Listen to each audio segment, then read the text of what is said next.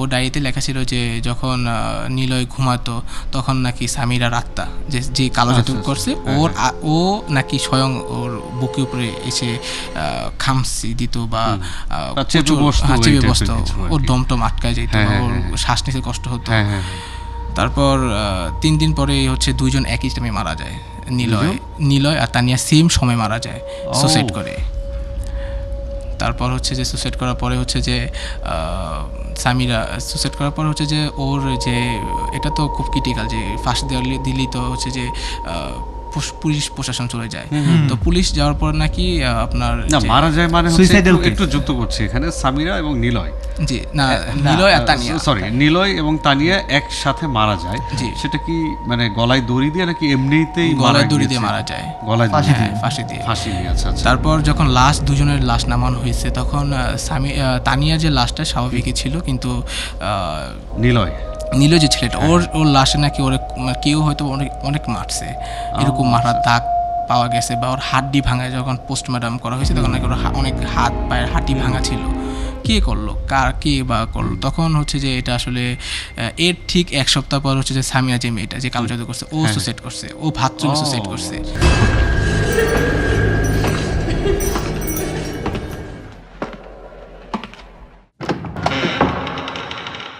কে? অমানিশা।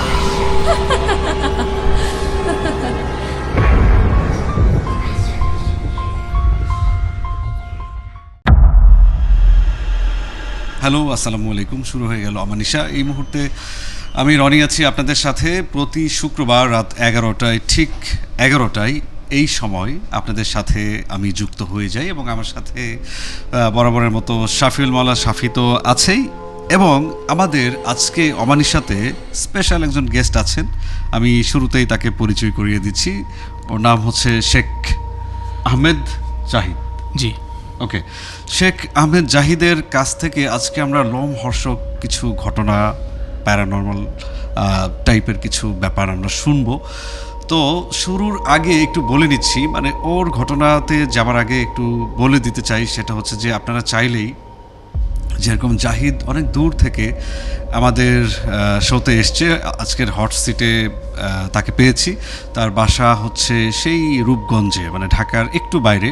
তো অমানিশার প্রতি তার এত ভালোবাসা ছিল যে ভালোবাসার টানে আসলে সে আমাদের সাথে জয়েন করে যুক্ত হয়েছে। হ্যাঁ, শুরুতে শাফি ওর সাথে গল্প করছিল। আচ্ছা, সেই বিষয়ে পরে যাচ্ছি। তো যেটা বলছিলাম যে এই মুহূর্তে স্ক্রিনে একটা নাম্বার দেখতে পাচ্ছেন। এই নম্বরে আপনারা চাইলে ফোন করে বা ভয়েস দিয়ে আপনারা চাইলে আপনাদের লাইফের ঘটে যাওয়া ঘটনা বা আপনাদের ফ্যামিলির কোনো ঘটনা বা বন্ধু বান্ধব বা সেই আমলে দাদি নানির কাছ থেকে শুনেছেন, এরকম কোনো ঘটনা জানা থাকলে আমাদের ভয়েস ওভার বা টেক্সটে পাঠাতে পারেন। তো শাফি, প্লিজ বলুন কি অবস্থা? যত দিন যাচ্ছে তত দেখছি আপনি আরো ইয়াং হয়ে যাচ্ছেন। মাঝখানে আপনি বৃদ্ধ ছিলেন, সেই জায়গা থেকে ভালো কথা বলেছেন। যদিও এটা প্যারানর্মাল ইস্যুজের মধ্যে পড়ে না, কিন্তু মানুষজন তো মাঝে মধ্যে জিজ্ঞেস করে। হ্যাঁ, আমাকে অনেকে ইনবক্সে বলেছে যে শাফি ভাইয়ের ওয়েট মেবি 90 কেজি ছিল, সেখান থেকে 90 কেজি ছিল না, তবে অনেকটা কমছে। এবং আশা করি আমি একটা কথা আজকে বলি আমাদের দর্শক শ্রোতাদের উদ্দেশ্যে, সেটা হচ্ছে এটা আমার একটা অবজারভেশন। আমার এই যে কমছে খুব অল্প সময়, আপনি ঠিক বলেছেন, 1 মাসের মধ্যে কিন্তু প্রায় 5 কিলো আমি রিমুভ করতে পেরেছি। 1 মাসের কম। সো এটা মানে আমি কিন্তু খুব হার্ড ডায়েট করছি তা, আমি শুধু ভাত খাচ্ছি না একেবারে। তো আমার মনে হয় যে একেবারে যদি ভাতটা থেকে একটু সরে থাকা যায়, তাহলে মানে মাছে ভাতে বাঙালি বলে সবাই। তাহলে ভাত যেহেতু খাচ্ছেন না, কি খাওয়াটা হচ্ছে বেশি? এই মুহূর্তে আমার খাওয়া হচ্ছে আখরোট, বাদাম, ডিম। কিন্তু আপনার বাবা সেদিন আমাকে বলছিল যে আমার ছেলেটা আগে 100 টাকা করে নিয়ে দৌড় মেরে গিয়ে চিকেন খেত, এটা কি ঠিক? হ্যাঁ, এটা এই আমি বলি, চিকেন হয়েছে কি, আমি আগে প্রচুর চিকেন এবং এক্সট্রা বাটার খেতাম। আচ্ছা। এই দুটা একসাথে খেতে গিয়ে ঝামেলাটা হয়েছে এবং এটা দীর্ঘদিন চলেছে। বাট এই যে আমি ভাত খাওয়া ছেড়ে দিয়েছি, এতে কমে আসছে। আমার মনে হয় যে দর্শকরাও যদি ভাত খাওয়া কমায়, স্পেশালি ভাত খাওয়া বাদ দিতে হবে। ভাত না খেলে কিন্তু কেউ মরে না। আমি এমনও লোক চিনি যারা 10 বছর টোটালি ভাত খান না। আমি আমার বড় ভাইয়ের কথা তো জানেনি, উনি মানে 6 ইয়ার্স কোনো ভাত খাইনি। মানে বিষয়টা হচ্ছে আমরা তো ছোটবেলা থেকেই অভ্যস্ত ভাত খেয়ে, 3 বেলা ভাত খেতে হবে। তো আপনি এটা শাফির এই বিষয়টা একটু ফান করেই নিয়ে আসলাম। তার কারণটা হচ্ছে আপনারা চাইলে কিন্তু একটু যাদের ভুঁড়ি হচ্ছে বা এই সমস্যা হচ্ছে, ভাত খাওয়ার পর অস্বস্তি হচ্ছে, তারা চাইলে ভাত বন্ধ করে দেখতে পারেন। ওকে, আমরা জাহিদের কাছে যাচ্ছি।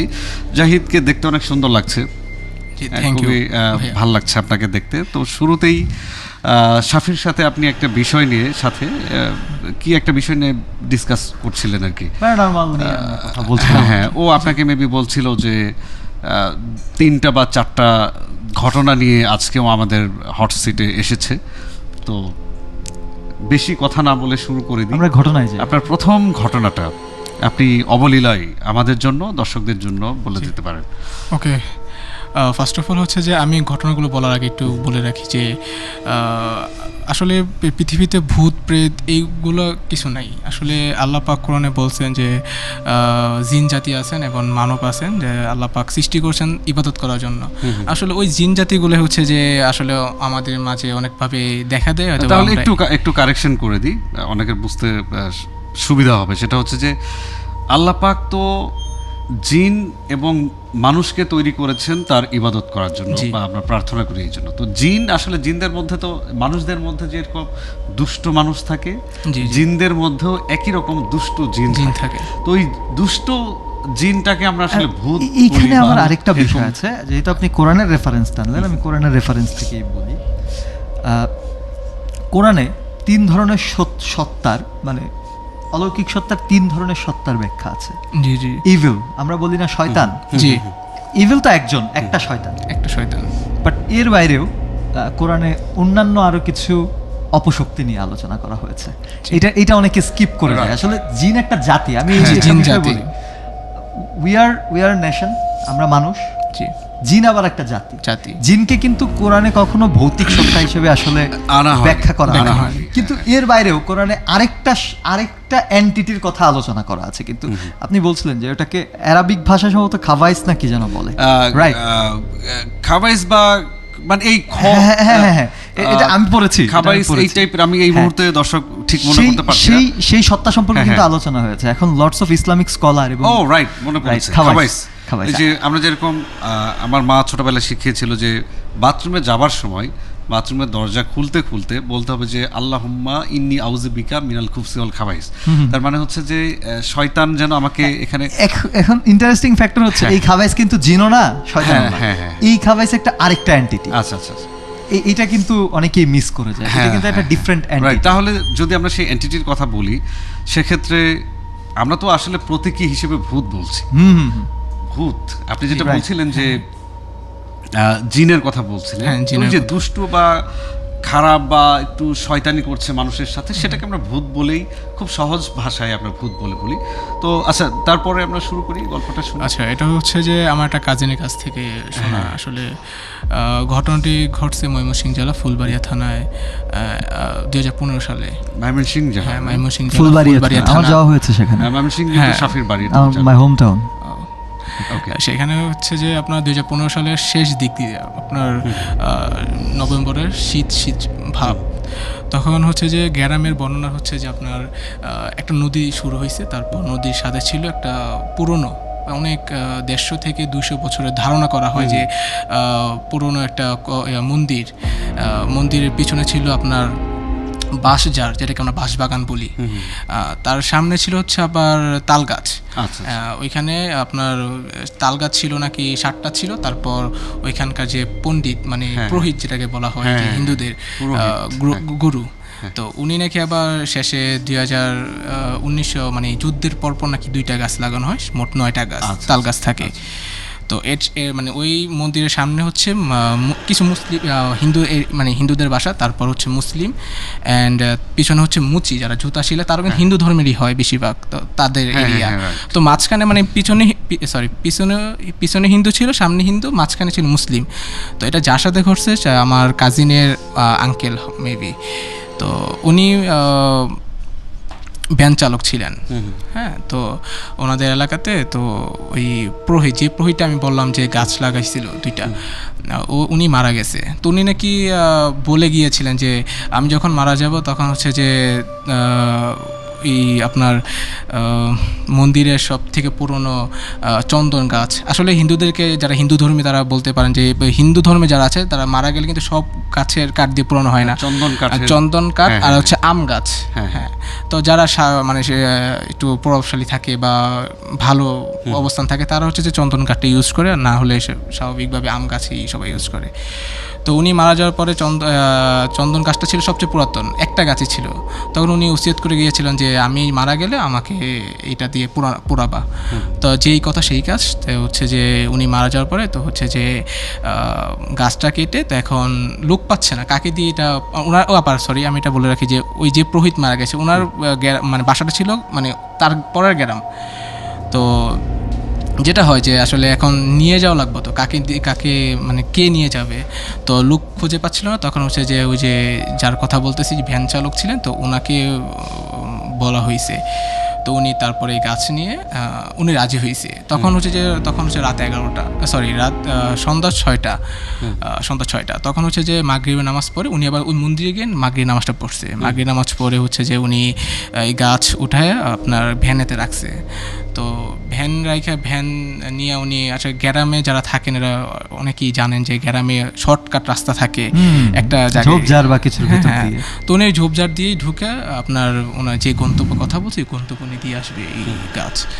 তো উনি যাচ্ছে যাওয়ার মাঝখানে হচ্ছে যে হঠাৎ আপনার ভ্যান বন্ধ হয়ে গেছে, মানে উনি প্যাডেল দিচ্ছে ভ্যানে, কিন্তু ভ্যান সামনে আগাচ্ছে না। তো উনি আসলে স্বাভাবিকভাবে যেটা হয় ভয় পেয়ে গেছে যে কি হলো। তো উনি আবার ধার্মিক ছিলেন, তো উনি নেমে আশপাশে তাকাচ্ছে, দেখছে কেউ নাই, অন্ধকার, ঘুটঘুটে অন্ধকার। হ্যাঁ, তারপর হচ্ছে যে উনি দোয়া কালাম পড়তেছে, যা ওনার মনে আসতেছে, উনি ধার্মিক ছিলেন, ওনার যা আসতেছে উনি পড়তেছে, কিন্তু কাজ হচ্ছে না। তো এর আধা ঘন্টা পরই, প্রায় আধা ঘন্টা কেটে গেছে, আধা ঘন্টা পর হচ্ছে যে এশারে আজান হচ্ছে, এশারে আজান। তো এশারে আজান দেওয়ার সাথে সাথে হচ্ছে যে ওটা স্বাভাবিক হয়ে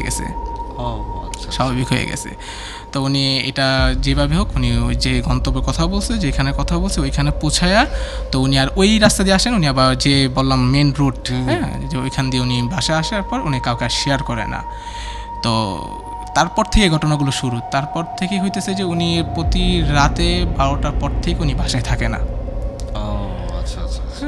রাতে বাসায় থাকে না, তাহলে এটা তো আসলে ওনার ওয়াইফ, আমি বললাম যে শীতের সময়, তাহলে সবাই তো ঘুম ভেঙে যায় রাতের 12টা।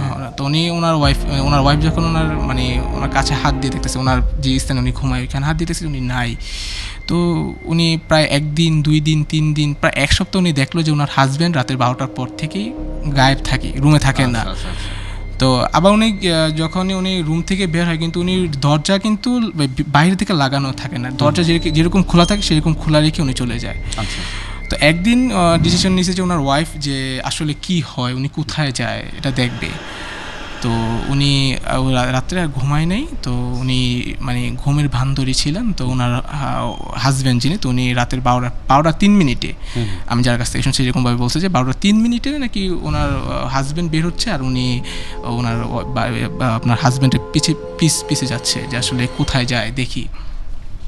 তো যাচ্ছে এখন আপনার যে আমি আগেই বলে রাখছিলাম যে মন্দিরের সামনে যে 9টা তাল গাছ, তো উনি মন্দিরের যে তাল গাছ ওইখানে গেছে, ঝোপঝাড় ছিল, তো উনি ওইখানে বসে আসম দিয়ে, যেটাকে বলি আমরা আসম দিয়ে বসে, তো উনি তাকায় আছে তাল গাছের দিকে।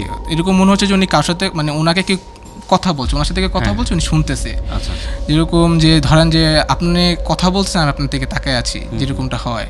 তো ওনার ওয়াইফ হচ্ছে যে এটা সাথে সাথে কি ওনাকে ধরছে ডান কাঁধে ধরার সাথে সাথে উনি যে আতঙ্কে মানে উনি আটকে উঠছে যে আমি এখানে কেন, রাত প্রায় অলমোস্ট 1টার কাছাকাছি, আমি এখানে কেন। তো ওনার ওয়াইফ আর বুঝতে বাকি হলো যে এখানে কিছু একটা আছে, এখানে খারাপ কিছু হচ্ছে। উনি আর কিছু বলে না যে আচ্ছা সমস্যা নাই, কিছু হয় নাই, বাসায় চলো। তো ওনাকে বাসায় নিয়ে যায়। বাসায় নিয়ে যাওয়ার পর থেকে উনি সকালে ওনাকে বলা হয়েছে যে বলতেছে যে ওনার ওয়াইফ যে কি হয়েছে তোমার সাথে, তো উনি সব কাহিনী খুলে বলছে। এখানে একটা ইন্টারেস্ট কাহিনী হচ্ছে যে উনি আসলে এই সব কথা যদি ওনার পারিবারিকভাবে কারোর কাছে শেয়ার করতে, যেমন ওনার রিলেটিভ যারা ছিলেন শেয়ার করলে হয়তো বা ভালো হতো, কিন্তু উনি কাউকে শেয়ার করে না। কারণটা হচ্ছে যে ওনার বড় ছেলের বিয়ের জন্য পাত্রী দেখতেছে। তখন যদি এটা জানাজানি হয়ে যায় তাহলে তো অনেক সমস্যা, একটু গোপনীয়তা রাখলো। তখন উনি যে পরে কবিরাজের কাছে যাওয়া হইলো, কোনো কবিরাজ বলতেছে যে অনেক ক্রিটিক্যাল জিনিস, এটা আর হবে না, এই চিকিৎসা আমরা করবো না। কেন করবে না এটা কেউ ব্যাখ্যা দেয় না, যে কেন করবে না, কেন করবে না। তো এখন উনি অনেক কবিরাজ বা অনেক, আমি বলে রাখি যে আসলে যার কাছ থেকে শুনছি ও মাদ্রাসার ছাত্র ছিল, তো ওর কাছেও নাকি এই কথাটা শেয়ার করেছিল। তো উনি বলছে যে আসলে আপনি বড় হুজুর দেখান, আমার যার কাছ থেকে কাহিনী শুনছি বলছে বড় হুজুর দেখান বা কোনো হুজুর বা কোনো তান্ত্রিক দেখান। তো উনি খুঁজতেছিল বা পাচ্ছিল না। তারপর যে এখন কোনো তান্ত্রিক এটার বা কোনো কবিরাজ, যেটাকে আমরা বলি কোনো কবিরাজ বা কোনো হুজুর এটার কোনো চিকিৎসা নিচ্ছে না। তখন অনেক খোঁজাখুঁজি করার পর ওনাদের পাশের এলাকাতেই একটা মহিলা কবিরাজ ছিলেন। মহিলা কবিরাজ? হ্যাঁ, কবিরাজ, তান্ত্রিক যেটাকে আমরা বলি, তান্ত্রিক। ঠিক আছে। তো উনি এটা বলছে যে হ্যাঁ এটা আমি নিব, এটা আমি চিকিৎসা করব, কিন্তু আপনাকে 7 দিন ওনাকে আপনি রাতের 12টার পর বের হতে দিবেন না। আপনি ওনার রাতের 12টার পর আপনি সারাদিন ঘুমাবেন, কিন্তু রাতের 12টার পর ওনাকে আপনি দেখে রাখবেন, উনি ঘর থেকে না বের হয়, তো আমি চিকিৎসা করব। আর এরকম চিকিৎসা আসলে যে খুব সেন্সিটিভ হয়, যে আসলে যদি কিছু হয়ে যায়, যদি ধরেন যে বাই চান্স ওর ওই যে ভিকটিম থাকে তার কোনো ক্ষতি হয়ে গেলে কিন্তু কবিরাজের ক্ষতি হয়। তো উনি নাকি এরকমভাবে বলছে যে আমি এরকম অনেক চিকিৎসা করছি, সফল হয়েছি, এটাও সফল হব যদি আপনি ওনাকে চোখে চোখে রাখেন, আমি চিকিৎসা শুরু করব। এক শুক্রবারের সন্ধ্যা থেকে, মানে আজকে শুক্রবারের সন্ধ্যা থেকে চিকিৎসা শুরু, পরদিন মানে পরের শুক্রবার, যেটাকে মানে পরের সপ্তাহ শুক্রবার সকাল পর্যন্ত এটা আপনাকে দেখে রাখলে অথবা এটার সমাধান হবে। ওকে, তারপর হচ্ছে যে যেই কথা সেই কাজ। তারপর ওনাকে চোখে চোখে রাখা হতো শনিবার, রবিবার, সোমবার, মঙ্গলবার, বুধবার দিন। তো ওনাকে নিয়ে ওনাদের আবার যে আমি বললাম যে ময়মনসিংহ জেলা বা একটা গ্রাম অঞ্চলে ওনাদের আবার নিজস্ব ক্ষেত ছিল, উনি আলু চাষ করার ক্ষেত ছিল। তো ওনার হাজব্যান্ড তো ওই ক্ষেতে ওনাকে, মানে ওনার ওয়াইফ ওনার হাজব্যান্ডকে নিয়ে গেছে, চলো, সব তো স্বাভাবিকই লাগতেছে। তো উনি যখন যে আলু সবাই উঠাইতেছে মাটি থেকে, উনি নাকি আলু না উঠায়া আপনার মন্দির, মানে আমি তো বললাম যে মন্দিরের সামনে বাসাটা ছিল, তো মন্দিরের বাস জারের দিকে উনি তাকায় আছে, বা এরকমভাবে তাকায় আছে যে ওনাকে কেউ ডাকতেছে, উনি মানে বা ওনাকে কেউ কিছু দেখাইতেছে ওনাকে যাওয়ার জন্য, জিম ধরে আরেক দিকে তাকিয়ে আছে। হ্যাঁ, জিম ধরে বা উনি যাবে এরকম একটা মনস্থিত নিয়ে আছে যে আমি যাবো এখানে। তো উনি আর এটা ওনার ওয়াইফ দেখার পর হচ্ছে যে ভয় পেয়ে গেছে, তো ওনাকে বলছে আলু আর উঠানো লাগবে না, তুমি বাসায় চলো। তারপর হচ্ছে যে ওনার ওয়াইফ তো ওনাকে বাসায় নিয়ে যাওয়ার পর থেকে শেষে যে রাতটা থাকে বৃহস্পতিবার, কারণ সকালবেলা চিকিৎসা শেষ বৃহস্পতিবার দিন। তো উনি ভাবছে যে ওনার ওয়াইফ ভাবতেছে যে কিছুই হয় নাই, সারা সপ্তাহ জুড়ে কিছুই হয় না ওনার সাথে, তাহলে এই দিন বা কী হবে। তো উনি আর তেমন গুরুত্ব না দিয়ে তো উনি ওনার সাথে ঘুমায় গেছে। তো এটা হচ্ছে যে রাতের 12টার পর থেকে তো উনি বের হয়ে যেত। তো উনি 10টা বাজে ধরেন যে ঝিম ধরতে ধরতে একটা মহিলা মানুষ তো কতটুকু, বা উনি ঘুমায় গেছে। ঘুমায় যাওয়ার পর রাত 3টা বাজে উঠেই তো উনি ওনার হাজব্যান্ডকে দেখতে পাচ্ছে না। তো প্রচুর ভয় উনি। তো তারপর যে দরজা, ওই দিন আবার আমি আগে বলছিলাম যে উনি সবসময় যদি বের হতো তাহলে দরজা লক করতো না, তো ওই দিন দরজা লক করে উনি চলে গেছে। তো এটা আসলে উনি মানে কি বাইরে থেকে লক করে উনি লক করে চলে গেছে, যে ভিতর থেকে কেউ খুলতে না পারে। তারপর উনি চিৎকার বা উনি ফোন দিয়ে ওনার যত রিলেটিভ আছে সবাইকে জানানো হইতেছে যে উনি তো পাওয়া যাচ্ছে না, এই সব কাহিনী সবাই খুলে বলতেছে। এখন সবাইকে মানে সবাই যত আশপাশে তো আত্মীয় স্বজন ছিল সবাই খুঁজতেছে পাচ্ছে না। তো এখন হচ্ছে যে কবিরাজ ছিলেন, মহিলা কবিরাজ, ওনাকে ফোন দেওয়া হয়েছে। তো উনি আবার বলতেছে যে ভাই দেখেন এটা অনেক ক্রিটিক্যাল, আমি আগে থেকে বলছি, যদি ওনার কোনো ক্ষতি হয়ে যায় তাহলে আমার অনেক বড় ক্ষতি হয়ে যাবে। তো দেখেন মসজিদের আশপাশ কিংবা মন্দিরের আশপাশ, হ্যাঁ, তাহলে মন্দিরের আশপাশে কথা বলার কেমন না, এটা আর সবার মাথায় নাই, সবাই মসজিদের আশপাশে খুঁজতেছে। বা অলরেডি এরকমও মানে আমি শুনছি যে পুরা এলাকা 4-5 বার ঘোরা হয়ে গেছে, ওনার খুঁজে পাচ্ছে না, মানে যাকে বলে তন্ন করে খুঁজে, তারপরে খুঁজে পাওয়া যাচ্ছে না। তারপর হচ্ছে যে খুঁজতে রাত 3টা থেকে খুঁজতে এখন সকাল 8টা বেজে গেছে। এখন 8টার পর ওনার ছেলে, আমি যার কথা বলতেছিলাম যে ভিকটিম, ওনার ছেলে অ্যান্ড আমি যার কাছে কাহিনী শুনছি, ও আর হচ্ছে ও দুইজনই আপনার মন্দিরের পিছন দিয়ে খুঁজতে গেছে নদীর আশপাশে। তো নদীর আশপাশে খুঁজতে খুঁজতে হচ্ছে যে আপনি দেখে যে এখন ঢাল দিয়ে নামলে হচ্ছে যে আপনার বাঁশঝাড়টা, তো উনি ঢাল দিয়ে নামার পর যখন উপরে উঠছে তখন ওনার বাবা হচ্ছে যে একদম বাঁশের শেষ, যেটাকে আমরা আগা বলি, মানে মগ ডাল, হ্যাঁ মগ ডাল যেটাকে বলা হয়, মগ ডালের উপর উনি ফাঁসি দিয়ে মারা গেছে। তো এরকম উনি যখন ফাঁস দিছে, কিন্তু ওনাকে একটা মগ ডাল যখন মানে বেঁকে যায়, এটা ভাঙার কথা, কিন্তু এটা ভাঙলো না, কিন্তু একটা মানুষ, একটা ছেলে বা একটা 5 থেকে 6 ফুট যতটুকু একটা মানুষ, এটা ধরার জন্য স্বাভাবিক। মগডালে উঠে গেলে তো মগডাল তো খুব নরম থাকে, ভেঙে যাওয়ার কথা। হ্যাঁ, কিন্তু মগডাল ভেঙে না, কিন্তু ওনাকে যখন ওনার ধরা সিস্টেম মানে ধরতে পারবে এরকম, তো যা স্বাভাবিক ছেলে ইমোশনাল রাখতে পারেনি, মানে ওর বাবাকে গিয়ে ধরছে, তোর বাবা লাত্তি দিয়ে বলতেছে যে যাকে মারা তাকে তো মেরে ফেলছি, তোরা কেন আসলি? আচ্ছা আচ্ছা। তো এটা বলার পর প্রচুর ওরা ভয় পেয়ে গেছে। তারপর এই লাশ পরে নামানো হয়েছে, মানে পুলিশের সাথে যারা থাকে ওনাদেরকে এই লাশ নামানো হয়েছে। তারপর ওই যে কবিরাজের কথা বলছি, শেষে নাকি কবিরাজ ওই এলাকাতে পাগল হয়ে ঘোরাফেরা করে মন্দিরের আশপাশে। এটা ছিল কাহিনী। আচ্ছা, একটু সাফি ভয়াবহ ব্যাপার কিছু বলেন। এটা হয়েছে কি, এই গল্পের একটা কমন সিনারিও, শুরুটা যেটা দিয়ে হয়েছিল ঘটনার, আপনি মনে করতে পারবেন যে একটা নদীর পাশ দিয়ে একটা মন্দির। এখানে নদী নিয়ে আমরা অনেক আলোচনা আমি অনেকবার বলেছি, যে সমস্ত স্পেশালি এই ধরনের অঞ্চলগুলো যেগুলো দর্শকরা হয়তো মনে করতে পারবে, এই সমস্ত যে অঞ্চলগুলো আছে এবং যেগুলোতে নদীর একটা প্রভাব আছে, সেই জায়গাগুলো কিন্তু আসলে প্যারানরমালি অনেকটা কোয়েশ্চেনারাইজড জায়গা সেখানে। হ্যাঁ, সো আপনি বলছিলেন এরকম। আর ময়মনসিংহের বিষয় নিয়ে এখানে অনেক আলোচনা হয়েছে। ময়মনসিংহের প্রায় প্রত্যেকটি অঞ্চলে আপনি যদি যান, হয়েছে কি, ওইটা আসলে উর্বর অঞ্চল। তো আপনাকে আগেও বলেছিলাম যে অনেক জমিদার রাজা তারা ওই এলাকাগুলোতে আসলে থাকতো, বসবাস করতো। সো যেখানে একটা বিষয় থাকে, যেখানে শাসক থাকে সেখানে অনেক অপশাসনও ঘটে, এবং প্রকৃতি তো আসলে সবকিছুর একটা ফুটপ্রিন্ট হিসাবে থেকে যায়। আপনি প্রকৃতিকে যা দিচ্ছেন, প্রকৃতি নেগেটিভ এনার্জি ক্রিয়েট করে আপনাকে একই জিনিস দিবে। সো এই বিষয়গুলো আর কি এরকম ময়মনসিংহের প্রায় প্রত্যেক অঞ্চলে গেলেই আপনি এই ধরনের কিছু ঘটনা পাবেন। না, বিশেষ করে এখানে আমি একটু যুক্ত করি, সেটা হচ্ছে যে মগডালে সুসাইড করার যে ব্যাপারটা, এইটা আমার কাছে খুবই ভয়ানক লাগে, যে কতটুকু ওই সময় তাকে অ্যাটাক করলে সে মগডালে উঠে, বা আসলে সে করেছে নাকি তাকে ধরে নিয়ে গিয়ে ঝুলিয়ে রাখা হয়েছে, এরকম কিছু ধোঁয়াশা ব্যাপার থেকে থাকে। যে রশি দিয়ে করানো হয়েছে সেটা ছিল তার, সে তো ভ্যান চালক ছিল, সে তো ভ্যান চালক ছিল, ওই ভ্যান চালকের যে রশি থাকে না ভ্যান, ওই রশি তো উনি ফাঁস দিয়েছে। এন্ড ওনার যে জুতা ছিল, উনি যে জুতাটা পরে উনি সবসময় থাকতেন, ওই জুতাটা ভাঁজ করা মানে ওই ফাঁস দেওয়ার মানে লাশের সাথে, মানে যে বাসজারের সাথে সুন্দর করে মানে রাখা। এটা একটা সাইকোলজিক্যাল বিষয় আছে। ধরেন একজন মানুষ যদি সুইসাইডই করতে চায়, সে কেন এত গুছিয়ে তার, মানে সুসাইড করতে গেলে তো মগডালে ওঠা সম্ভব না। আরেকটা বিষয় দেখেন, যে ধরেন আমি একটু পরে মরে যাব, আমি মনস্থির করেছি, এখন কি জুতা গুছিয়ে রাখার মতো মনস্তাত্ত্বিক অবস্থান আমার থাকার কথা? না না না, এটা একটা মানে অস্বাভাবিক ব্যাপারটা হচ্ছে যে আসলে ওই যে বেশ কিছু প্যারানরমাল ঘটনা তো ঘটে যায় আমাদের লাইফে, সেই ধরনের একটা ঘটনা ঘটে গেছে। এটা কতদিন আগের ঘটনা ছিল? 2015 সালে, আজ থেকে বেশি দিন আগে না, 10-11 বছর আগে। ওকে, জাহিদ, আমরা জাহিদের কাছ থেকে তো একটা ঘটনা শুনে ফেললাম, পরের ঘটনাতে যেতে চাচ্ছি।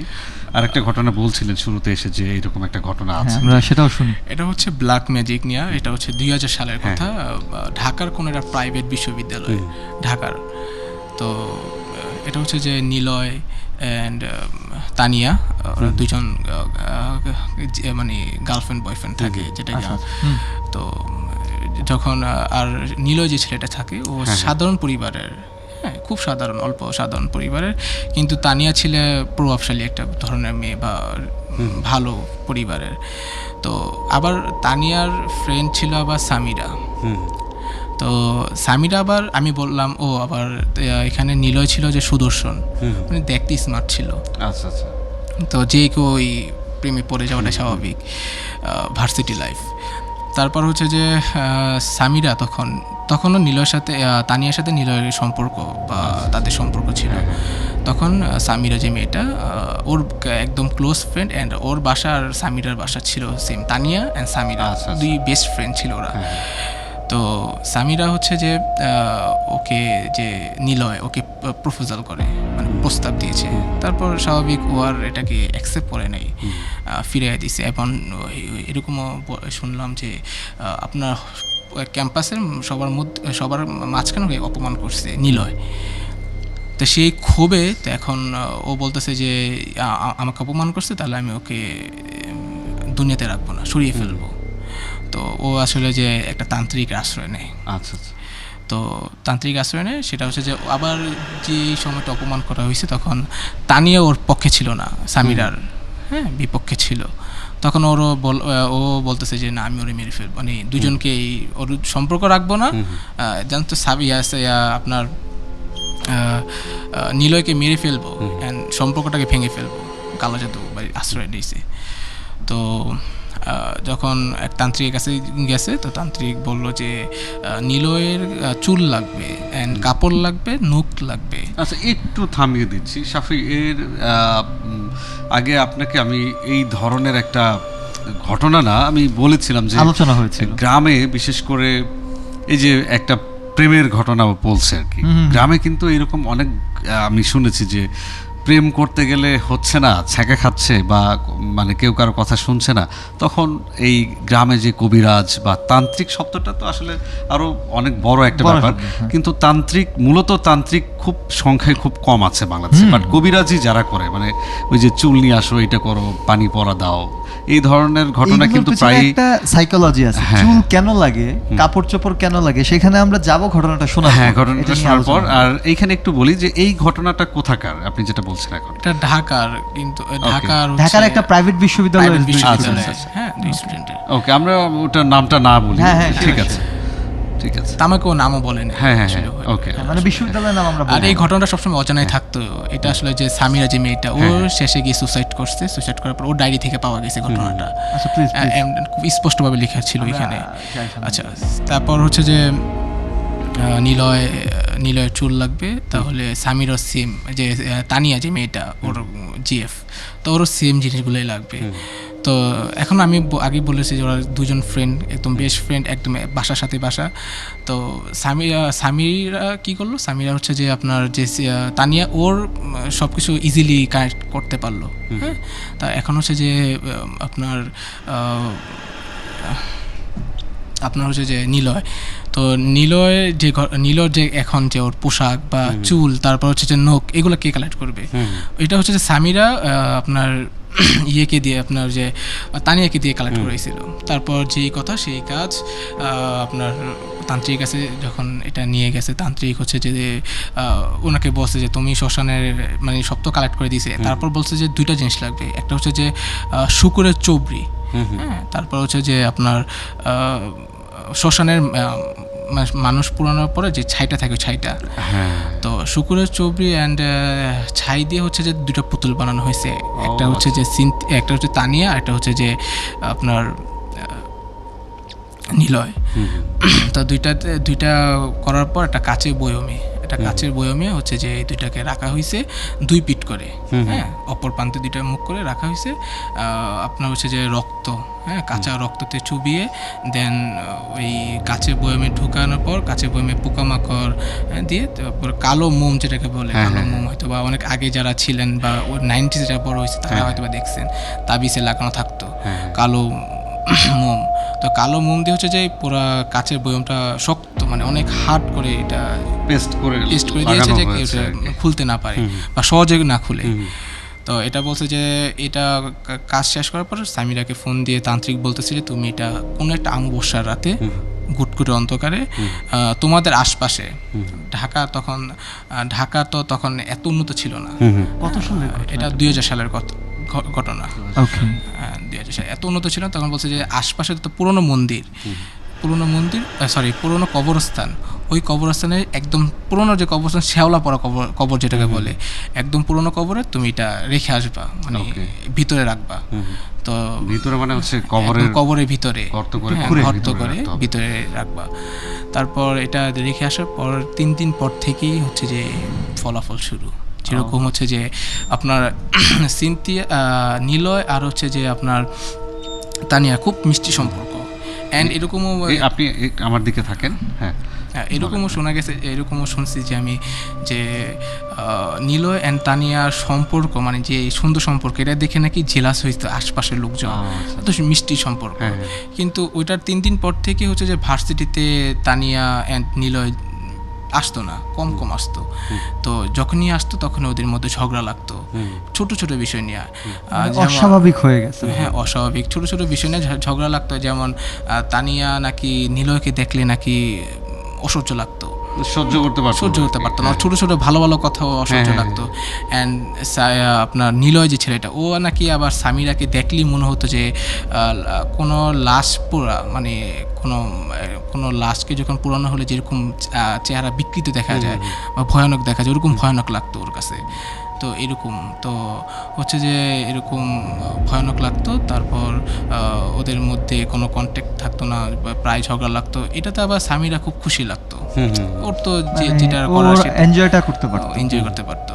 তারপর শেষে মৃত্যুর 3 দিন আগ থেকে হচ্ছে যে সামিরাকে তানিয়া ফোন দিয়ে বলতেছে যে আমি রাতে ঘুমালেই হচ্ছে যে আপনার নিলয়ের কালো ছায়া আমাকে নিতে আসে, ওর সাথে নিয়ে যাবে আমাকে। হ্যাঁ, তা আমি ওকে জিজ্ঞেস করি যে কোথায় যাবা? হ্যাঁ, তো বলে যে চলে যাব, এই পৃথিবীতে থাকবো না। তো অস্বাভাবিক। তারপরে হচ্ছে যে সামিরা, আমি বললাম যে আপনার সরি নিলয় নাম কোনো ব্যাপার না, হয়ে যায়। নিলয় যে ছেলেটা, ও হচ্ছে যে ওর ডায়েরিতে ও সুসাইড করছে। ওর ডায়েরিতে লেখা ছিল যে যখন নিলয় ঘুমাতো তখন নাকি সামিরার আত্মা, যে কালো জাদু করছে, ও নাকি স্বয়ং ওর বুকের উপরে এসে খামসি দিত বা চেপে বসতো, ওর দমটম আটকায় যেত, ওর শ্বাস নিতে কষ্ট হতো। তারপর 3 দিন পরে হচ্ছে 2 জন একই টাইমে মারা যায়। নিলয় আর তানিয়া সেম সময় মারা যায় সুসাইড করে। তারপর হচ্ছে যে সুসাইড করার পরে হচ্ছে যে সামিরা সুসাইড করার পর হচ্ছে যে ওর যে এটা তো খুব ক্রিটিক্যাল, যে ফাঁস দিলেই তো হচ্ছে যে পুলিশ প্রশাসন চলে যায়। তো পুলিশ যাওয়ার পর নাকি আপনার মারা যায়, মানে একটু যুক্ত করছে এখানে সামিরা এবং নিলয়, জি না, নিলয় আর তানিয়া, সরি নিলয় এবং তানিয়া একসাথে মারা যায়। সেটা কি মানে গলায় দড়ি দিয়ে নাকি এমনিতেই গলায় দড়ি দিয়ে মারা যায়? গলায় ফাঁসি দিয়ে। আচ্ছা। তারপর যখন লাশ দুজনের লাশ নামানো হয়েছে তখন তানিয়া যে লাশটা স্বাভাবিকই ছিল, কিন্তু নিলয় যে ছেলেটা, ওর লাশে নাকি কেউ হয়তো অনেক মারছে, এরকম মারার দাগ পাওয়া গেছে। বা ওর হাড্ডি ভাঙা যখন পোস্টমর্টম করা হয়েছে তখন নাকি ওর অনেক হাত পায়ের হাড্ডি ভাঙা ছিল। কে করলো, কে বা করলো? তখন হচ্ছে যে এটা আসলে এর ঠিক 1 সপ্তাহ পর হচ্ছে যে সামিয়া, যে মেয়েটা যে কালো জাদু করছে, ও সুসাইড করছে, ও বাথরুমে সুসাইড করছে ফাঁস দিয়ে। তো যখন ওর লাশ যখন নিতে আসলো পুলিশ, তখন ওর ইয়াতে ডায়েরি পাওয়া গেছে, এইসব ডায়েরি লেখা ছিল। তখন ও নাকি এরকম বলছে যে আমি যখন যে 3 দিন আগে, মানে 1 সপ্তাহ আগে যখন নিলয় অ্যান্ড তানিয়া মারা গেছে, এরপর থেকে আমার ঘুম হইতো না। হ্যাঁ, বা এরপর থেকে আমার অস্বাভাবিক লাগতো, আমি খাইতে গেলে এরকম মনে হয় আমার খাবার থেকে রক্তের ঘ্রাণ আসতেছে। বা এরকমও শোনা যাচ্ছে যে ও ঘুমাইলে সামিরা অ্যান্ড তানিয়ার কালো, নিলয় অ্যান্ড তানিয়ার কালো ছায়া নাকি ওর আশপাশে ঘুরতো। না, খুব ইন্টারেস্টিং একটা বিষয় ছিল। আমি যেটা বলছিলাম যে থ্যাঙ্কস জাহিদকে থ্যাঙ্কস দিচ্ছি এই জন্য যে আমি আমার এই 10 ইয়ার্স বেশি হবে, 10 ইয়ার্সের বেশি ভৌতিক লাইফে কখনো এই ধরনের ঘটনা সরাসরি শুনিনি। তার কারণ হচ্ছে যে মানে কারণ না, সেটা হচ্ছে যে আমরা তো আসলে অনেক শুনেছি এরকম যে ছেলের বা মেয়ের চুল এটা ওটা নিয়ে এইরকম তান্ত্রিকতা করে বশ করা যায় বা সম্পর্ক ভেঙে ফেলা যায়, এটা শুধু কানে আসতো এরকম। বাট এরকম একটা ঘটনা সেটা আজকে প্রথম শুনলাম। দর্শক, হয়তো আপনাদের কাছে এটা খুবই অদ্ভুত লাগতে পারে, বাট আমার কাছে যতটুকু তথ্য আছে সেটা হচ্ছে যে এরকম ঘটনা প্রায়ই হয়, হয়তো আমাদের কানে পুরোটা আসে না। আজকে জাহিদের কাছ থেকে শুনে একটু মানে আমি মোটামুটি শিওর হয়ে গেলাম যে তার মানে এই ধরনের তান্ত্রিকতা বাংলাদেশের বিভিন্ন জায়গায় আনাচে কানাচে ঘটে যাচ্ছে। এখানে কিছু বিষয় নিয়ে আমি একটু আলোচনা করব। যেমন প্রথমেই আসি যে আপনি বলছিলেন যে প্রাইভেট ইউনিভার্সিটির দুইটা স্টুডেন্টের আসলে মূলত তারাই দুজন ভিকটিম। আসলে এটা হয়েছে কি বাংলাদেশের এইটা একটা সাইকোলজিক্যাল ইস্যু। বাংলাদেশের প্রাইভেট ইউনিভার্সিটিতে যারা পড়েন এরা অনেক চ্যালেঞ্জিং, এরা অনেক মানে একটু জেদি স্বাভাবিকভাবে যারাই আছেন।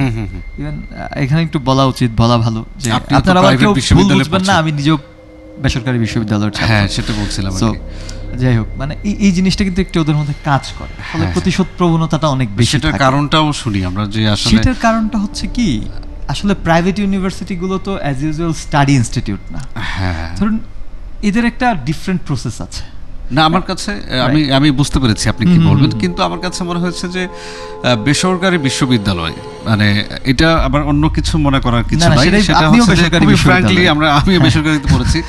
ব্যাপারটা হচ্ছে এরকম যে মিডিল ক্লাস মানে মিডিল বা লোয়ার মিডিল ক্লাস ফ্যামিলি থেকে আমরা যে আসছি বা বিলং করছি, এই ধরনের ফ্যামিলি থেকে কিন্তু প্রাইভেটে পড়াটা একটু কষ্টসাধ্য। আমার মনে আছে যে আমার একবার সেমিস্টার ফি 30,000 টাকা বা কত এরকম দেওয়ার সময় আমার বাবার খুব কষ্ট হয়েছিল, কারণ এইটা কিন্তু একবার না, রেগুলার প্রসেস যে আমরা দু ভাই। কিন্তু এখানে ভালো বিষয় এটাই যে আপনি কিন্তু সেটা এফোর্ট করেছেন। হ্যাঁ, বাট আমি বলতে চাচ্ছি যে ম্যাক্সিমাম এত ভালো ফ্যামিলি থেকে বেসরকারিতে পড়তে আসে, তাদের কিন্তু এই টাকা পয়সার এগুলো কোনো ঝামেলা থাকে না। এটাই মূলত সমস্যা। হ্যাঁ, এটা থেকেই শুরু হয়। এই যে আপনি যেটা বলছিলেন, তার একটু জেদি হয়, একটু আহ্লাদি টাইপের হয়, এবং তারা যেটা চায় সেটা তাদের দিতে হয়, এরকম একটা। এটা আমার বন্ধু বান্ধবের মধ্যে আমি কিন্তু সেটা কিন্তু এই যে জাহিদের গল্প থেকে বা জাহিদ যে ঘটনাটা বললো সেখান থেকে আরো মোটামুটি আমি কনফার্ম হয়ে গেলাম যে আসলে এই প্রবণতাটাই তারা প্র্যাকটিস করে। হ্যাঁ।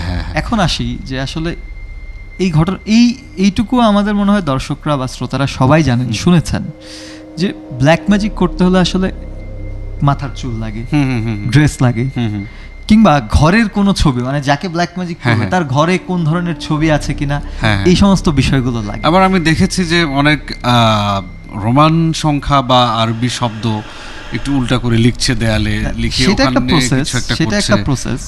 কিন্তু এই জিনিসগুলো কেন লাগে সেটা নিয়ে আমি আসলে স্টাডি করেছি। আমি দেখেছি যে জিন বা এদেরকে কেন, মানে আমার এলিমেন্টস কেন দিতে হবে, চুল তো আমার বডি পার্টস, রাইট? এটা কেন তাকে দিতে হবে, এটা খুঁজতে গিয়ে আমি এখানে একটা অদ্ভুত সায়েন্স পেয়েছি। কিরকম? খুব দুর্দান্ত এই বিষয়টা, আমি খুব অবাক হয়েছি। আমরা তো কবিরাজ বা এদেরকে শুধু তান্ত্রিক হিসেবে চিন্তা করি বা তন্ত্রবিদ্যা অলৌকিক হিসেবে চিন্তা করি, ব্যাপারটা এরকম না। আসলে আপনার চুল, জামা কাপড় এইগুলো জিনের কোনো প্রয়োজন নাই তার আপনার ক্ষতি করার জন্য। এটা অনলি লোকেট করার জন্য সে ব্যবহার করে। ধরেন একই বাড়িতে, এক বাড়িতে আমরা 6 জন থাকি।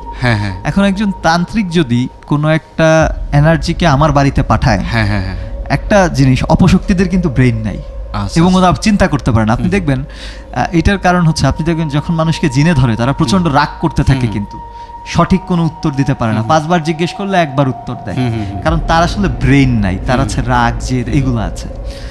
এখন একটা অপশক্তিকে যখন কারো বাড়িতে পাঠানো হয় ব্ল্যাক ম্যাজিকের থ্রুতে, সে আসলে এক্সাক্ট মানুষটাকে ডিফাইন করতে পারে না। ধরেন এক বাড়িতে 5 জন থাকে, এখন তাকে তো শুধু বাড়িতে পাঠানো হয়েছে, সে যেটা করে ওই বাড়িতে মোটামুটি ধরেন 5 জন আছে, সে তো ওই বাড়িতে ঢুকেই তাণ্ডব শুরু করবে। ফলে এই ব্যাপারটা বোঝা যাবে যে এখানে এরর আছে। কিন্তু চুলটা দিয়ে দেয় কেন? চুল তো ডিএনএ সাথে কানেক্টেড। আমার চুল থেকে সে ডিটেক্ট করে নিবে যে এই মানুষটাকে আমার ধরতে হবে। আচ্ছা, তাহলে এখানে আমি আরেকটা কথা একটু যুক্ত করতে চাচ্ছি। সেটা হচ্ছে যে আমি যতদূর শুনেছি, অনেকেই আমাকে বলেছে এর আগে, সেটা হচ্ছে যে জিন বা আমি যদি এলিয়েনের কথা বলি, বা আরেকটা ওই যে খাবাইস, খুব সিওয়াল খাবাইস, যে একটা দোয়ার অংশ বিশেষ বলছিলাম, সেটা বলছিলেন যে খাবাইস নামে একটা জাতি আছে। তো এই অলৌকিক জাতিগুলো এরা নাকি ডিএনএটাকে, মানে আমরা যেরকম রোবট যেরকম স্ক্যান করে বের করে ফেলে, ওরা ডিএনএ কিন্তু ক্যালকুলেট করতে পারে, এই টাইপের কিছু একটা ক্যালকুলেট বা ক্যালকুলেশন করে তারা চিনে ফেলে বা বুঝতে পারে। এটা কি সত্যি তাহলে? হ্যাঁ, এবং অদ্ভুত বিষয় হচ্ছে এইটারও প্রচলনটা হয় একটা ভিন্ন কারণে। আমি কিছু ব্ল্যাক ম্যাজিক কেস দেখেছি যেগুলোতে রং পারসন ভিকটিম হয়। রং পারসন ভিকটিম কিভাবে হয়? ধরেন এই চুল বা বিশেষ কিছু জিনিস, নখ, এইগুলো না দিয়ে দিলে দেখা যাচ্ছে একটা জায়গার উপরে ব্ল্যাক ম্যাজিক প্র্যাকটিস করা হয়েছে, সেটা ওই জায়গায় অন্যর যে বাসিন্দা আছে, তাদের উপর প্রভাব পড়ে গেল। এক রুমে 3 জন থাকে, তার মধ্যে মূল যে যাকে টার্গেট করা হয়েছে সে ছাড়া 2 জনেরই ক্ষতি হয়েছে। এটা একটা সূক্ষ্ম প্রসেস। না, আমার কাছে আপনি নিউজে দেখেছেন কিনা জানি না, গতকালকে আমি দেখছিলাম বা আজকেও দেখছিলাম যে সৌদি আরবে প্রবাসী বাঙালি একসাথে প্রায় 19 জন, বা একটু ভুল হচ্ছে হয়তো আমার, বা আরও বেশি সংখ্যক যারা একটা পাটের কারখানায় কাজ করতো, একসাথে থাকতো, ওখানে কিন্তু অগ্নিকাণ্ডে সবাই মারা গিয়েছে, একজন কোনো রকম বেঁচে গিয়েছে। তো আমার কাছে এই বিষয়গুলো কিন্তু একটু অলৌকিক লাগে। ব্যাপারটা এরকম যে দেখেন না, কিছু রোড অ্যাক্সিডেন্ট হয় যে একই ফ্যামিলির সবাই মারা গিয়েছে। এই বিষয়গুলো না আমি মাঝে মধ্যে চিন্তা করি যে আসলে এটা আসলে কিভাবে ডিফারেন্ট ইস্যু। যাক, এই বিষয়গুলো আলাপ করতে গেলে আরো কিছু বিষয় আছে আপনার স্টোরিতে, আপনি কিছু বিষয় আসলে এনেছেন, যেমন পুরনো কবর। হ্যাঁ হ্যাঁ হ্যাঁ, এটা কিন্তু একটা বিষয়, মানে একটু শ্যাওলা ধরা। এটা অনেকেই কনস্পিরেসি সৃষ্টি করে যে কবর তো পবিত্র জায়গা, এই বিষয়গুলো কেন ঘটে। আসলে এখানে একটা বিষয় আপনি লক্ষ্য করবেন, একটা কবরে আসলে বডিটা যখন ডিজলভ হয়ে যায়, ডিসঅ্যাপিয়ার হয়ে যায়, এরপর ওটা কিন্তু আর কবর হিসাবে কাউন্ট হয় না। সিরিয়াসলি পৃথিবীর এই যে এখানে আমরা বসে আছি এই জায়গায়, আপনি যদি পৃথিবীর 10,000 বছরের হিস্ট্রি ক্যালকুলেট করেন, পৃথিবীতে এমন কোনো প্লেস নাই মাটিতে যেখানে হিউম্যান বডি নাই, মানে মানুষের দেহ নাই। এগুলো কবর ছিল। সময়ের বিবর্তনে মানুষের দেহ নিঃশেষ হয়ে গেছে, এখন আর এটা কবর নাই। হ্যাঁ, রিসেন্ট যদি এই কারণে পুরনো কবর বলে দিয়েছে, এই কারণে, কারণ পুরনো কবরের যেটা হয় স্মৃতিচিহ্নটা থাকে, কিন্তু ততদিনে বডি ডিজলভ হয়ে যায় এবং ওই জায়গাটা আসলে আর কবর থাকে না, সেটা তো মাটি ভরাট হয়ে নিঃশেষ হয়ে যায়। কিন্তু কবরের চিহ্নটা থাকার কারণে সেখানে মানুষজন কম যায়। দেখবেন একটা কবর 50 বছর আগের একটা কবর, হয়তো বডি অলরেডি ডিজলভ বা বডিটা নাই, কিন্তু মানুষ এটাকে কিন্তু কবর হিসেবেই চিহ্নিত করে এবং মানুষ কিন্তু ভয় করে কবরস্থানে যেতে চায়। এটা আরেকটা ব্যাপার আছে। ইভেন রিসেন্ট একটা ঘটনা, আপনি তো সবাই ওই জায়গাগুলোতে যেটা হয়, এই জায়গাগুলোতে প্যারানরমাল যে এনার্জিগুলো থাকে তারা এই পুরনো কবরগুলোকে তাদের অ্যাক্টিভ থাকে তখন, এবং তারা তখন সেখানে গিয়ে অবস্থান নেয়, যে কারণে এই কবরের ভিতরে তাকে এই জিনিসগুলো রাখতে বলা হয়েছিল। ওকে, আমরা ডায়েরির শেষ পাতায় লেখা ছিল যে যদি এই কবরের মধ্যে যে কাজটা রাখা হয়েছিল, যদি এই কাজ যদি কেউ ভাঙে ভুলবশত, তাহলে সেম কাহিনী ওর সাথে ঘটবে, যে ভাঙবে। খুবই সিরিয়াস বিষয়। আরেকটা অদ্ভুত বিষয় আছে, আপনি বললেন না যে 2 জন সুইসাইড করেছে, এইখানে না আসলে একটা বিষয় আছে। আসলে ওই নিলয় যে স্বপ্ন দেখতো মাঝে মধ্যে যে সামিরা তার বুকের উপর এসে বসছে, ভর করছে, আবার তানিয়া যে নিলয়ের মধ্যে একটা পোড়া চেহারা দেখতো, সেটাও নিলয় না। এখানে পুরো বিষয়টা একটা ইলিউশনের মাধ্যমে ঘটানো হয়।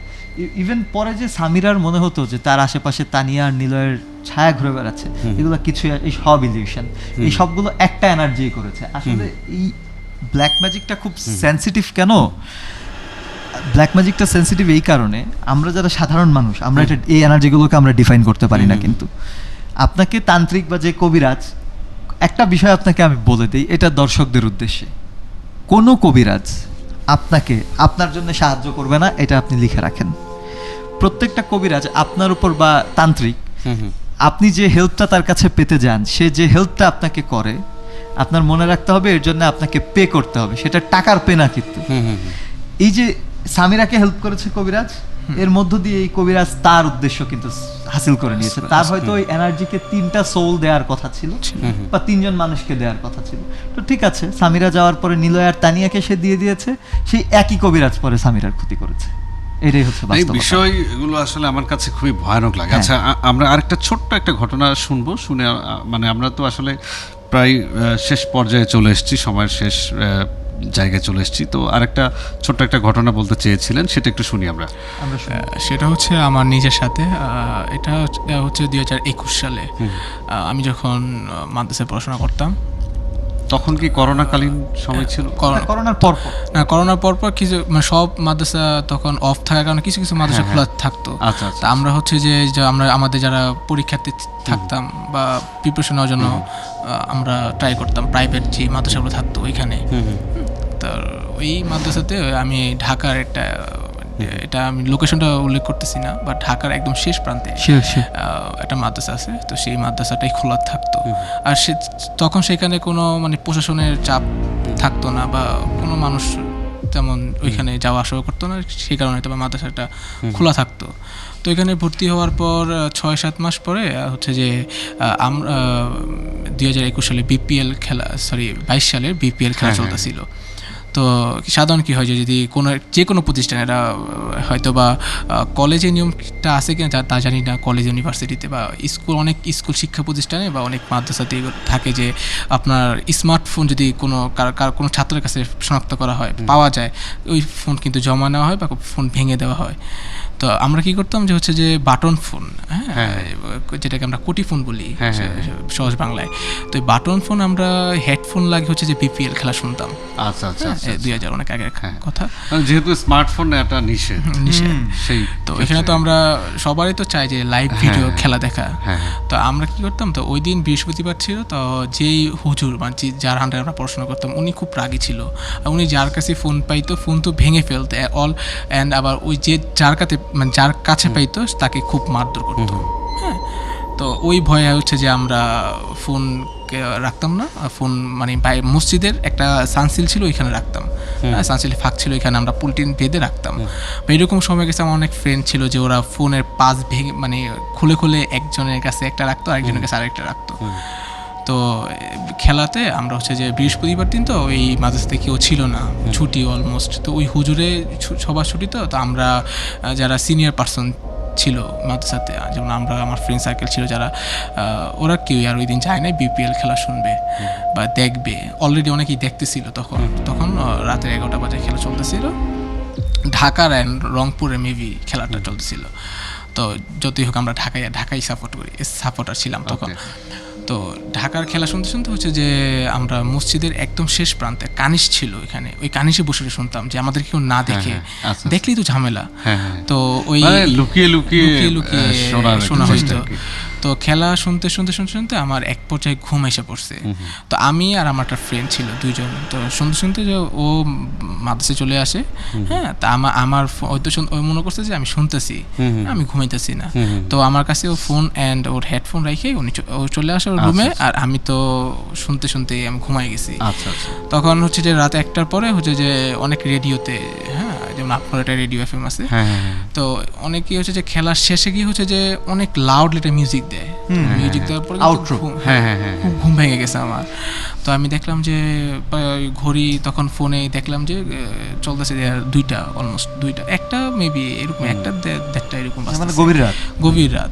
তখন আমি সানসেট পার হয়ে আমি আমার মসজিদের একদম মাঝখানে যখন আসতেছি, হাইটে মসজিদটা খুব বড় ছিল, ছাদটাও খুব বড় ছিল, তো আমি ওই একদম কোনা থেকে হাইটে আসতেছি, তখন দেখলাম যে হিজ বিভাগে যারা কোরআন মুখস্থ করে, আমি অন্য ডিপার্টমেন্টে ছিলাম, ও ছিল হিজ বিভাগের ডিপার্টমেন্টে, তো ওই ডিপার্টমেন্টের সিনিয়র পার্সন ছিল, দেখলাম ও আসতেছে, ওর বাসা ছিল রামপুরাতে। তো ওর নানুর বাসা ছিল পুরান ঢাকা, ও পুরান ঢাকায় ভাষায় কথা বলতো বেশিরভাগ। তো ওই আইসে আমাকে ওর ভাষায়, আমি আসলে বলতে পারতেছি না, ওর ভাষায় আমার মানে কাঁধে হাত দিয়ে বলছে যে কি এখানে কি করতেছো স্যার, 1টা বাজে 1টা বাজে। তখন আমি বলতেছি আরে মিয়া বললো না, শুনতে আমি পরে ঘুমিয়ে পড়েছিলাম। তো বলতেছে যে একটা ইন্টারেস্ট কাহিনী শুনবি, আমি কি, আমার সাথে তো পড়ি আছে। আমি বলি যে পুরী কি মানুষের সাথে থাকে নাকি? পরে কয় হ্যাঁ পুরী থাকে, আমি আমার সাথে পুরী আছে। আমি বলতেছি যে ধর্মী, এটা কিভাবে বিশ্বাস করি যে এটা কি সম্ভব নাকি, পুরী কি মানুষকে ধরে নাকি? ধরে। তারপরে ও বলতেছে যে দেখবি আমি এখন ডাকলে তো পুরী আসবো।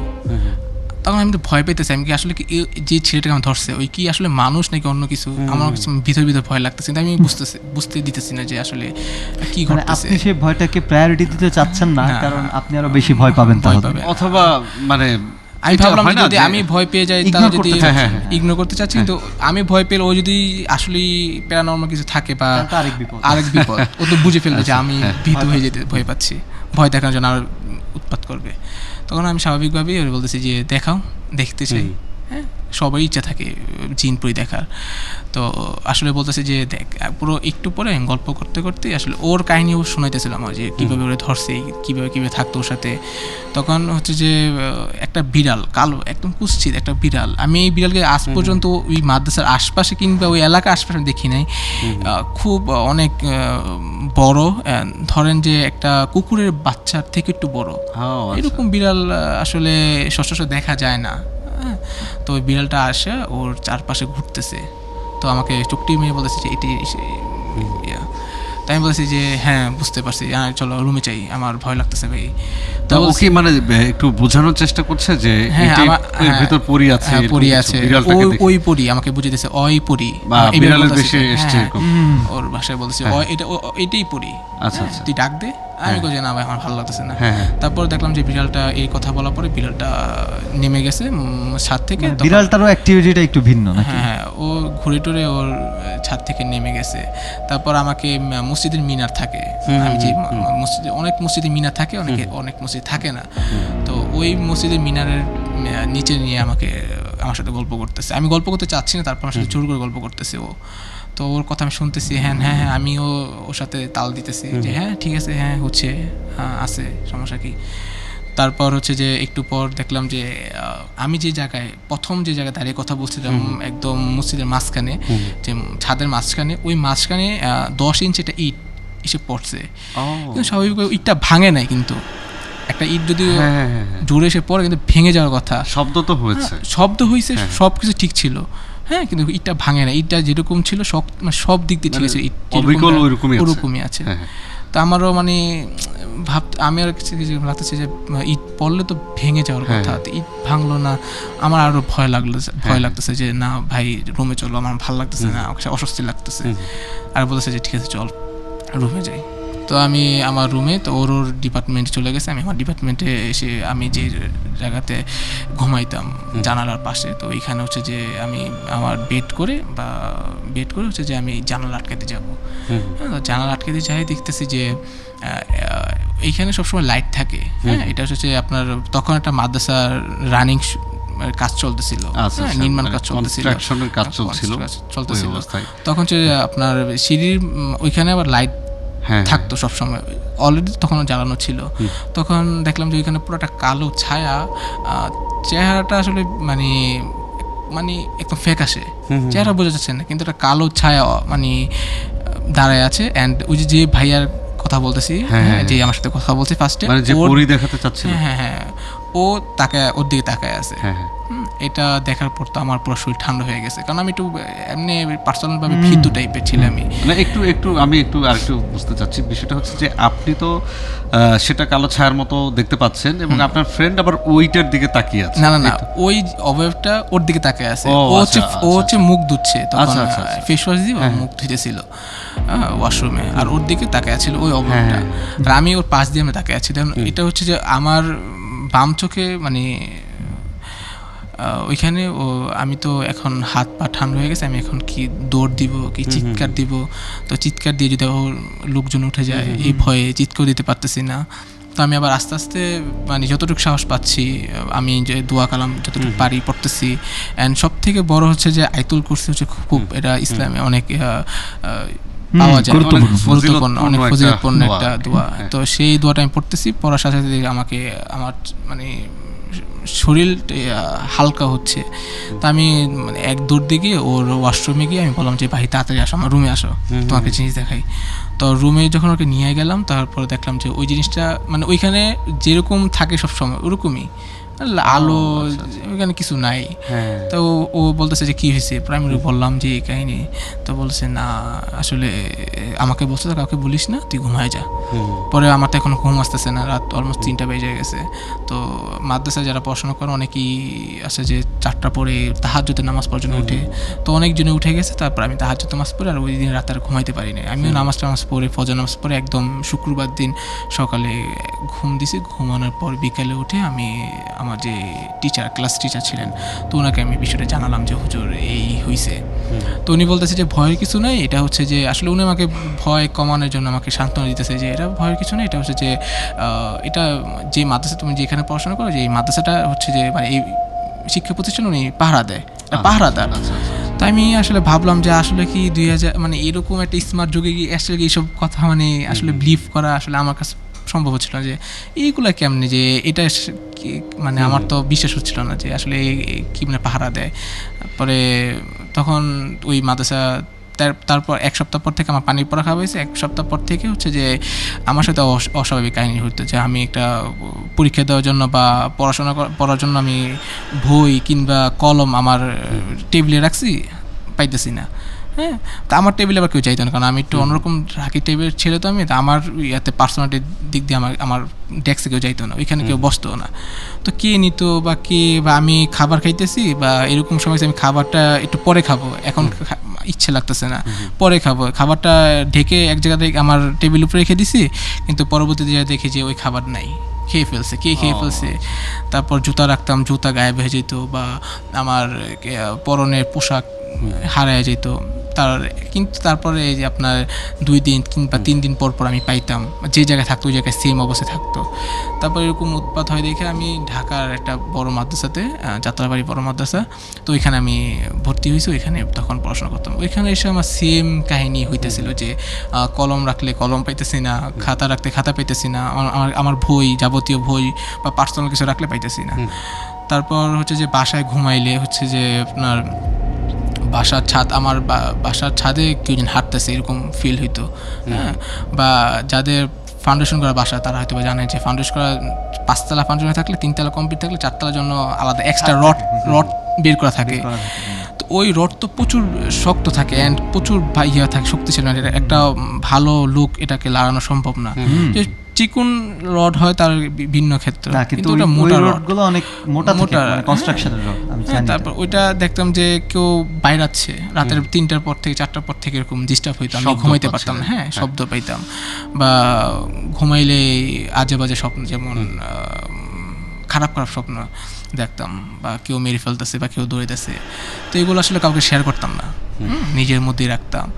তারপর হচ্ছে যে আমার একটা, যে আমি যে ক্লাস টিচার ছিল, তো ওনাকে আমি সব খুলে বলি। তো উনি ছিল যাত্রাবাড়ি অনেক বড় একজন ভালো টিচার ছিলেন, তো উনি এমনি এগুলো নিয়েও কাজ করতেন। তো ওনাকে বলছি, উনি আমাকে বলছে যে আচ্ছা ঠিক আছে, আমি দেখতেছি, 1 সপ্তাহ পর আমার সাথে যোগাযোগ করলো। তো আমি তার 1 সপ্তাহ পর আমি হুজুরকে জিজ্ঞেস বললাম যে হুজুর এই তো সমস্যা যাচ্ছে না, লেগেই আছে, এর থেকে আরো ভয়ানক হচ্ছে, আমি এখন তো ঠিকমতো চলতে ফিরতে পারতেছি না, পড়াশোনা করতে পারতেছি না, মেন্টালি সিক হয়ে যাচ্ছি। তো বলতেছে যে আচ্ছা ঠিক আছে, উনি পড়া পানি দিছে অ্যান্ড তাবিজ দিছে। একটা তাবিজ ছিল, আমি আবার তাবিজ রাখতাম না আমার কাছে, তখন 1 সপ্তাহের জন্য তাবিজটা রাখছি। অ্যান্ড পড়া পানি খাওয়ার 1 সপ্তাহ 1 মাস পর থেকে আর কোনো কাহিনী আমার সাথে ঘটে নাই, বা এখন পর্যন্ত ঘটতেছে না। যাক, খুব দুর্দান্ত কিছু ঘটনা আজকে আপনি আমাদের শুনিয়েছেন, জন্য বিশেষ করে আপনাকে ধন্যবাদ, এবং ধন্যবাদ আমাদের শ্রোতাদের ধন্যবাদ যারা এত দীর্ঘ সময় আমাদের সঙ্গে ছিলেন। আসলে জাহিদ, আপনাকে অনেক থ্যাঙ্কস যে এত সুন্দর, মানে এত দূর থেকে আমরা আরেকদিন সেটা শুনতে পারবো। এত দূর থেকে এসছেন, অনেক সময় দিয়েছেন আমাদেরকে, এবং দুর্দান্ত 2 বা 3টে ঘটনা আমরা শুনেছি।